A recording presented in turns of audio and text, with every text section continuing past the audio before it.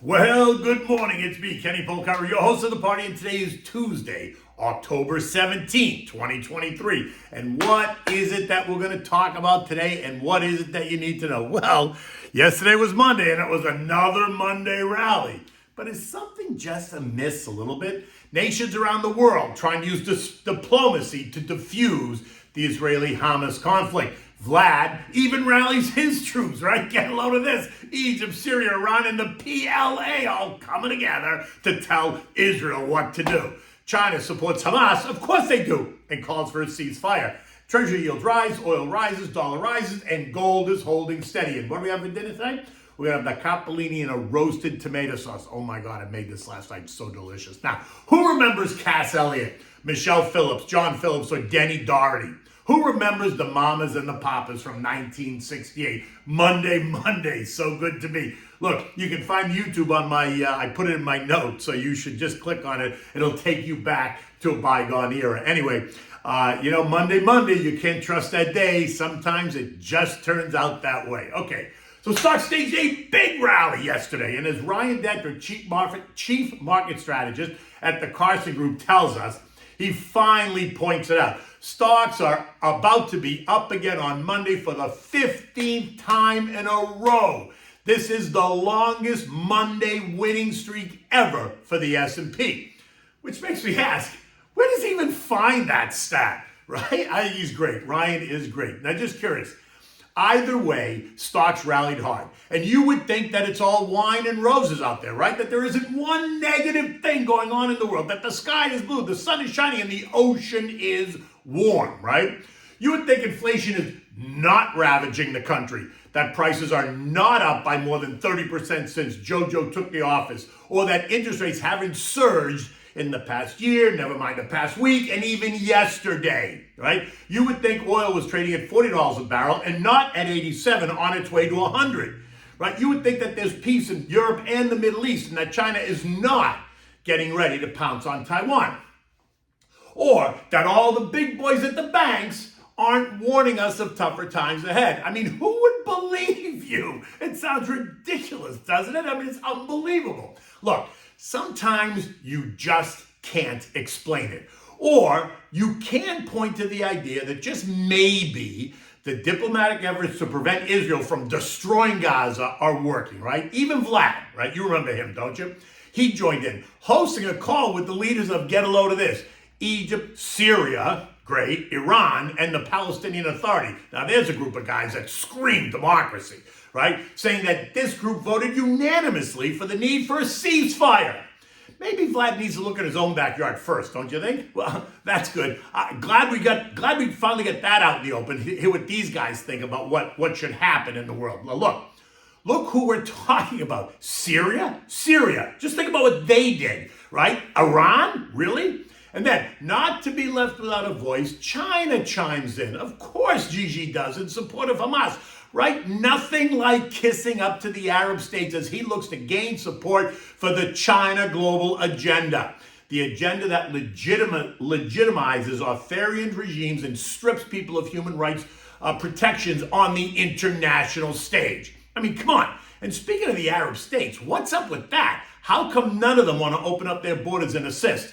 Maybe they don't want this problem, right? At the end of the day, even as treasuries fell, stocks surged, which is in itself an oxymoron, right? But it appears that algos are much more focused on future corporate earnings. The Dow gaining a whopping 315 points or 1%. The S&P up 45 points or 1.1%. The Nasdaq up 160 points or 1.2%. The Russell had by 28 points or 1.6%. While the transports added 277 points or 1.9%. In the end, I think the rally yesterday was because we did not see an escalation over the weekend, that we did not see Israel go in and mow everybody down.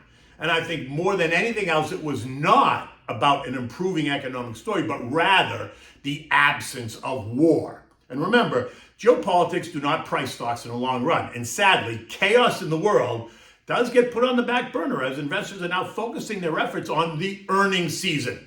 And just to keep score, of the 20 or so companies that we've already reported so far, 88% of them have beaten the estimates. But remember, the estimates are low, which is why 88% of them are beaten, capiche? It's a wicked game they play. My gut says that we can expect the usual by the end of the reporting season, which is typically around 72% of companies report beating the estimates.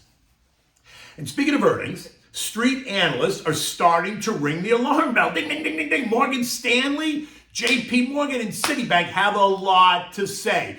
Mikey Wilson, also known as Mr. S&P 3000, right, Morgan Stanley fame, had this to say: if you can even understand what he means. So ready? And I quote, "Given this is a time of year when earnings revisions tend to see an upward inflection of breadth, further underperformance would be a sign that other cyclical risks, including macro headwinds, are driving the earnings revisions backdrop." First of all, is he kidding? Who even talks like that? Does anyone even understand what he said? So stop the drama, Mikey, right? Speak English and say it like it is. Upward earnings revisions are getting slammed. The country's about to enter a recession, and earnings are going to get hit again because rates are going to remain higher for longer, if not go higher still. Now, isn't that much easier to understand? I mean, I think it is, but I'm me. And Citi's index of earnings revisions also shows downgrades outpacing the upgrades for the 4 weeks before earnings began. And JP Morgan's Mislav Matejka says that the revisions appear to be weakening again in the US and in the Eurozone. And these bearish comments fly in the face of what was much more optimism only 2 months ago. The next 4 weeks will reveal how US and European companies have managed their businesses in the face of rising rates and slowing economies, right? So it's all going to be, investors are going to be focused on that very specifically. Now, Lori Calvasana, who's head of U.S. equity strategy at RBC, is taking the opposite side of this trade, raising her 2024 projections, saying that she assumes a significant moderation in inflation and an easing of interest rates in the late summer of fall of 2024, as sluggish GDP and industrial production forecasts will force JJ to reconsider his higher for longer narrative. Maybe it was her commentary that the algo's focused on, right? I mean, that's kind of a bullish commentary compared to the three that we heard that were fairly negative. In the end, Bloomberg Intelligence tells us that this quarter is expected to see an 0.8% drop in earnings year over year before we experience a 6.2% increase in the fourth quarter, right? Which is in complete contrast to what Mikey thinks is about to happen. And that will or will not become clear in the guidance that they give us over the next couple of weeks. For now, investors, traders, and algos are apparently loving what they are hearing. Joining Lori is Ricky Bernstein, Bernstein Advisors. And he told us almost the same thing as Lori, right? He's more bullish than he is bearish.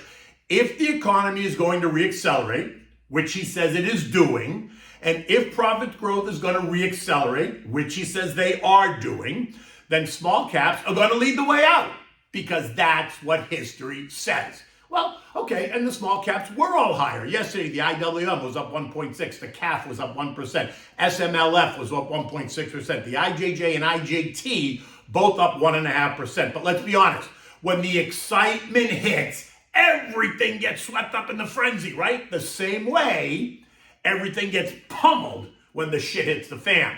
Now, Treasury prices sank yesterday, sending yields higher. Higher typically means pressure on stocks, right? But that wasn't the case yesterday. The 10-year rose 2 basis points, ended the day yielding 4.7. The 30-year rose 5 basis points to end at 4.85. The TLT, which is the 20-year bond ETF, fell by 1.6%. The TLH, which is the 10 to 20-year bond ETF, lost 1.3%.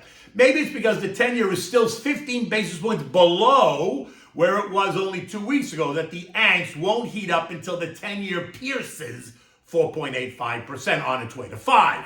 The contra trades, as you can imagine, got punched in the face. The dog lost 1%. The SH lost 1.2%. The PSQ lost 1.4%. The VIXI fell 10%, while the VIX index lost 11%. Remember, the VIX index is the fear index.